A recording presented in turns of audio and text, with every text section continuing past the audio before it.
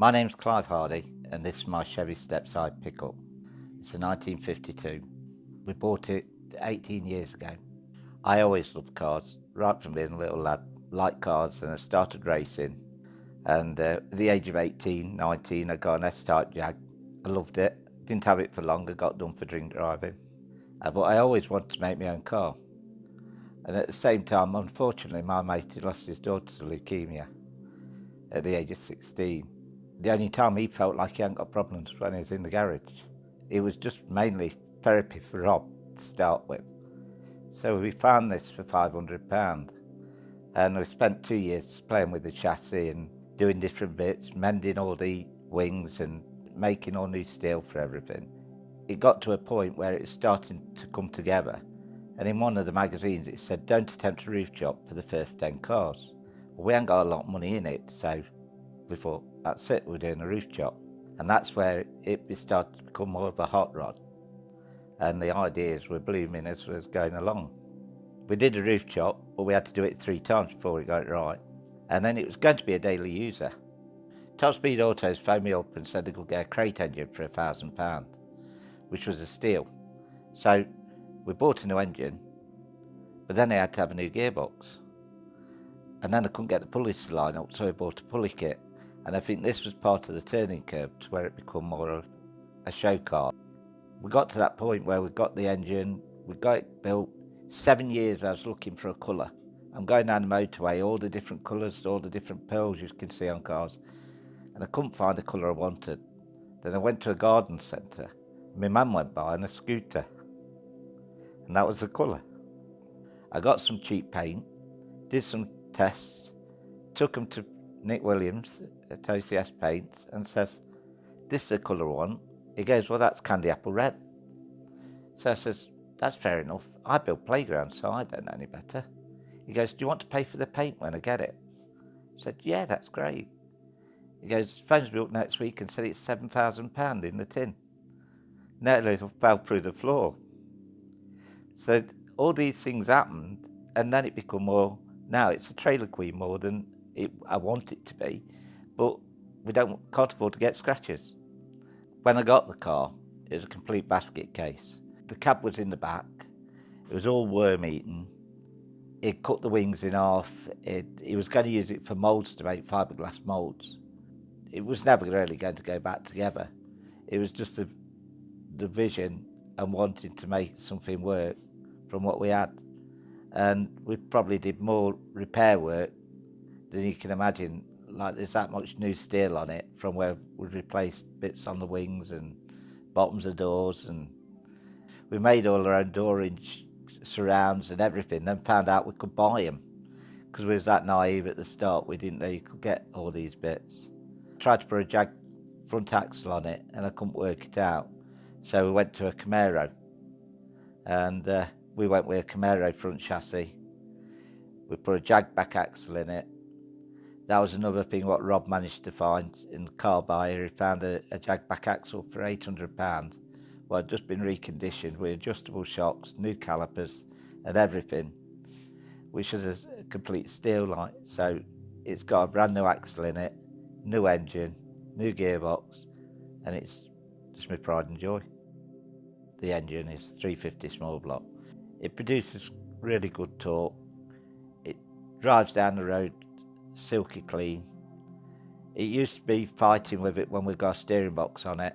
As you go into the corner, she was trying to catch it. But my wife said, what else would you have done if you'd had time and things the way they are now? I said, well, I would have had a new steering rack and put a powered steering rack in. So she bought me one for Christmas. And now it drives like it's on rails. It drives perfect. We have to be careful over some speed bumps because we're pretty low, but we don't normally catch any. When I got the block from Top Speed Autos, and then we decided to have 1 or 2 shiny bits because we got the pulley kit. So I bought an inlet manifold off them, bought the carburettor off them, we bought the brake servo off them, and it evolved as we went along. I mean, you do these cars and they become a journey. All the chrome work on the car and the bright parts all came from Top Speed Autos. You can phone up, can have a book, you can give any number of any part on a Chevy Stepside and they'll get you the piece. You have to wait. I've had to learn patience as I've been building it. When I first started, I wanted everything yesterday, but now you just sit back and wait. The wheels on the car, they're the American Racing. They were put on by OCS Paints while it was in the paint shop. While it was in the paint shop, they had a guy who did the interior, and I put an American wiring loom in, but they'd got English sparks there. So they changed all the wiring loom for me, so I've got all English colours. So I can Google anything and pick up what wires are for what. But they did the full interior, they did the paint job, they put it together, but then when I got it back, I spent another 2 years finishing off what I wanted to do. With the interior, I had an LS400 at the time, Lexus, and I love the seats in it, so I went and bought 2 seats out of an LS400, because then I've got electric seats. I wanted electric door poppers, electric windows. I just wanted a modern touch with LED lights on an old car. So that's the way we went forward. We put the seats in, we built everything, but then when it was in the paint shop, they actually did the covering with a Bentley style crisscross. The dashboard, you can buy all these parts from Top Speed Autos. The steering wheel is an adjustable column, and that same again was bought off the shelf. There's always hiccups when you try to install any of these. I didn't realise when I did my steering column, you can get a round ball where the steering column goes through and you can adjust it, but I made an actual frame for it to fit, and then I found out I could buy this easier method. But there's always going to be tight when you're going around past the headers and anything like this, but you just go along, and when you get it wrong you have to put it right. The pickup bed, we bought this wood from Top Speed Autos again. We had someone do the varnishing for me, and then a good friend of mine what works with stainless steel decided to do he made me battery box, the stainless runners in the back, and he was an absolute diamond. He's made that many different things for it, and his name's Sam Swingle. He did me exhaust, he did me petrol tank, all in stainless steel. My petrol tank was a piece of 7 Trent water pipe, and I said I want a tank what's rounded at the back.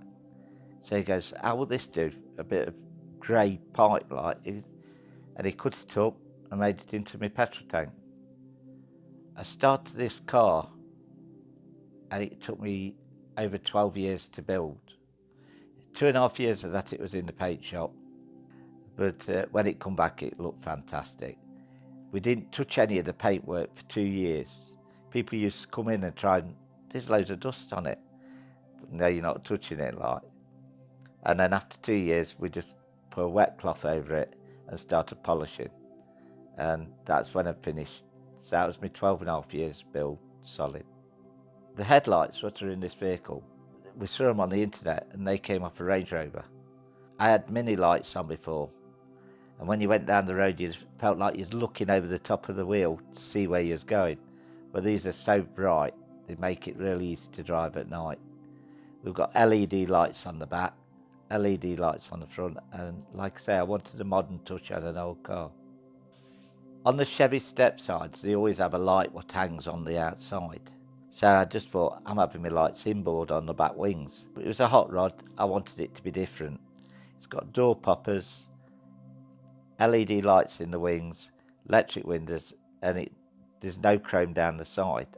The biggest difficulties, I think, was the roof chop.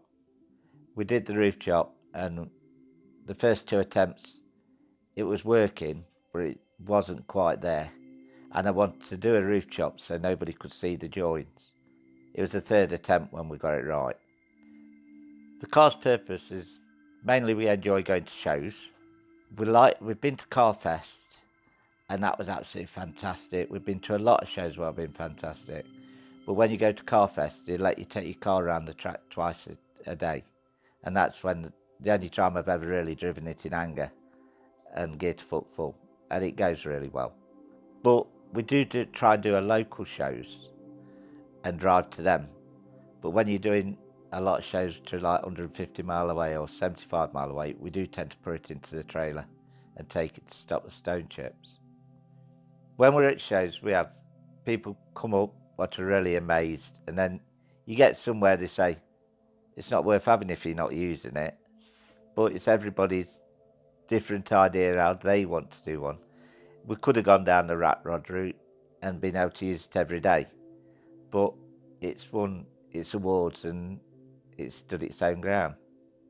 When I first took it to its first show, we got it in here and I'm thinking, is it good enough? And it wasn't until we got to the show when we realised how good it was. But yeah, it stood its own, it holds its head up and it does the job. Going to the show is one of the most proudest moments, is going to Beverly and getting best in show. I've also, with the car, it's won multiple awards and it's won the best in Britain a few years ago. And it's just nice to go to the shows now and the comments. It doesn't really matter if it wins or loses. Talking to the people and helping people do theirs as well. There's always something to do on these cars, no matter what. You think you've done it, and there's always something else where the door poppers won't work one day and you have to take the door skins off and redo them, or there's a bit of a leak, but there's always something to do. But I haven't got any ideas of modifying anymore just yet. Probably at some time it might go with a big engine and try to go down the strip, but whether that happens, I don't know. This car drives like any normal new car now. With the steering rack, what we put on it, it just drives down the road as if you're on a carpet. You don't have to, you can let go of the wheel, it'll go in a straight line. When you turn, it goes where you want it to. And the back end just floats. You can either have it hard or soft, and we just have it as a nice ride. The top speed for this is probably about 110, 120, but we've never really been there. It's more a cruiser than trying to pull speeds of any sort with it. It nicely sets off, it sounds good, and it's a cruiser. Getting the parts for this vehicle, there's some bits where you struggle, especially at the start, but since I met Jamie at Top Speed Autos, it's been really easy, because you can have a book, you just give them the part number, and within 2-3 weeks you've got the parts.